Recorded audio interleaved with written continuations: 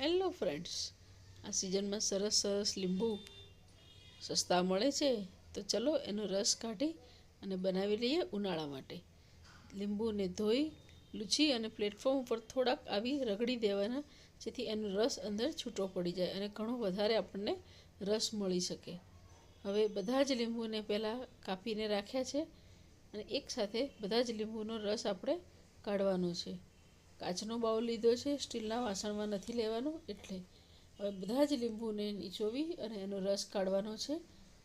આ લીંબુનો જે રસ છે એ આપણે એ રીતે સ્ટોર કરવાનો છે કે આખો ઉનાળો તમે એની સિકંજી બનાવો, લીંબુ શરબત બનાવો, ગમે ત્યારે મહેમાન આવો ત્યારે જલજીરા કે સોડા બનાવો તો ફટાફટ ઉપયોગમાં લઈ શકાય.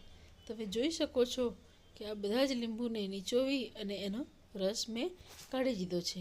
હવે આટલા બધા લીંબુ છે, એની છાલનું શું કરીશું? તો વિચારો શું કરીશું. લીંબુનું અથાણું બનાવ્યું હતું, એનો વિડીયો મૂક્યો છે. અને એક ડિશવોશ પણ આપણે બનાવવાનું છે. લીંબુનો રસ 1 બાઉલ થયો છે. અહીંયા મેં ખડી સાકર લીધી છે. 1 બાઉલ રસની સામે 3 બાઉલ સાકર જશે. જો તમે ખાંડનો ઉપયોગ કરવો હોય તો તમે ખાંડ પણ લઈ શકો છો. આ સાકરના જે મોટા ગાંગડા હતા એને મારે અધકચરી વાટીને લીધી છે. આ બંને બાઉલ સેમ માપના છે, એટલે અત્યારે 1 બાઉલ લીંબુના રસની સામે હું 3 બાઉલ ખડી સાકર લઈશ. ને આ માપ તમારે અગાઉથી તૈયાર કરીને સાકર રાખવાની. પછી તમે જોઈ શકો છો કે મેં સ્ટીલની થાળીને ધોઈ લૂછીને સાફ કરીને રાખી છે. અને થાળીના અંદર આ રીતે લીંબુનો રસ બધો જ પહેલાં પાથરી દેવાનો. 1 બાઉલના રસમાંથી અહીંયા 2 થાળી સરસ ભરાઈ ગઈ છે. હવે આપણે જે સાકર કાઢી છે એ સાકરને પણ બંને થાળીના અંદર 1.5 બાઉલ જેટલી સાકર પધરાવી અને એને એકદમ જ બધા જ રસમાં મિક્સ કરી દેવાની. અત્યારે તમારે સાકર ઝીણી એકદમ નથી કરવાની અથવા તો દળેલી ખાંડ નથી લેવાની, કારણ કે પછી ઓગળી જશે તો ચાસણી થઈ જશે.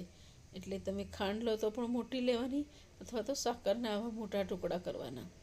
અને બંને થાળીમાં આ રીતે 1.5 બાઉલ સાકર નાખ્યા પછી તેને દરેક સાકર ઉપર લીંબુનો રસ ભળી જાય એ રીતે ચમચીથી હલાવીને મિક્સ કરી દેવાનું છે.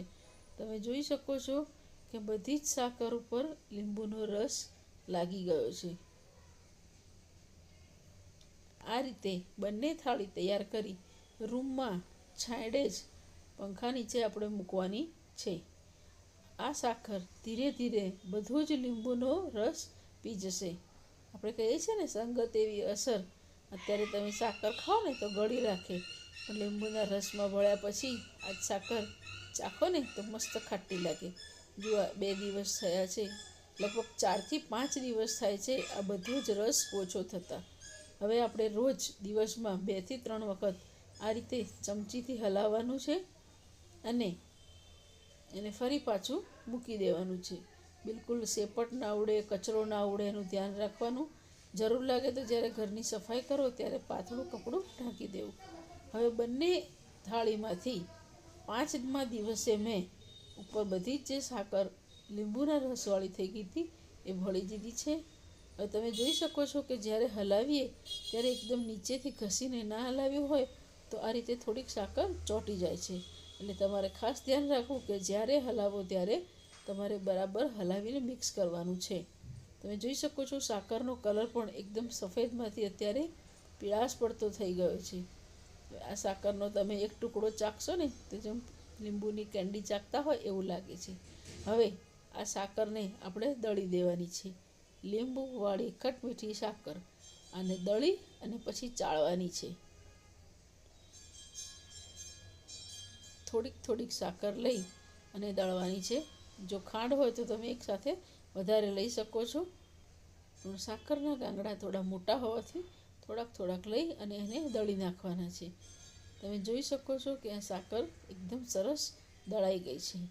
એકદમ સ્મૂથ પેસ્ટ નથી થઈ, એટલે આપણે એને ચાળી લેવાની છે. આ રીતે એક મોટા બાઉલની ઉપર ગરણી મૂકી અને તેમાં બધી જ સાકર કાઢી અને ચમચીથી ઘસીને એને ચારવાની છે. જેથી તમે જ્યારે શરબત બનાવવો હોય ત્યારે શરબતને ગાળવાની ચિંતા પણ નહીં રહે. આ બધી જ સાકરને જુઓ આપણે ચાળીને આ રીતે મિક્સ કરી દીધી છે. કાચની એક બોટલ લેવાની છે, જેને ધોઈ ગરમ પાણીથી તપાડી અને તૈયાર કરવાની છે. જે બોટલમાં ભરો તેને એકાદ કલાક તડકે રાખી અને એને એકદમ ચોખ્ખી રાખવાની, જેથી આમાં ભેજ ના લાગે અને આ આપણું લીંબુના શરબતનું પ્રીમિક્સ બગડી ના જાય. અહીં આપણે બધું જ પ્રીમિક્સ ચાળી અને બોટલમાં ભરી દીધું છે.